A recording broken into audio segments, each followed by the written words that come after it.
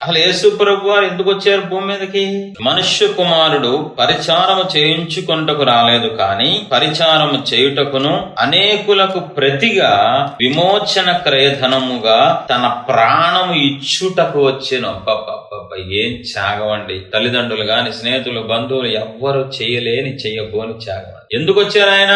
సరదాగా వచ్చారా? భూలోకాన్ని చుట్టానికి వచ్చారా?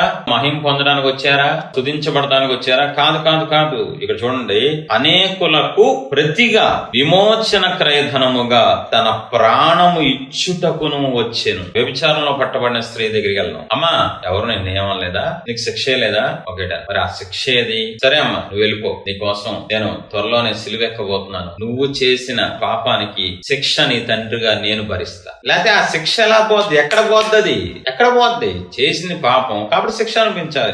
అది ఆ పాపమైనా, దొంగతనమైనా, ఏ పాపానికైనా శిక్ష అనుభవించాలి. ఈవిడ ఎలాగా మరణంలోంచి జీవంలోకి వెళ్ళిపోయింది? యేసు ప్రభు మాట వినింది, యేసు ప్రభులోకి వచ్చింది. కాబట్టి ఆయన ఏమన్నారు? అనేకులకు ప్రతిగా ఇగో నీ ప్లేస్ లో నేనొస్తా, నీ శిక్ష నేను తీసుకుంటా, నీ ప్రాణానికి బదులు నా ప్రాణం ఇస్తా.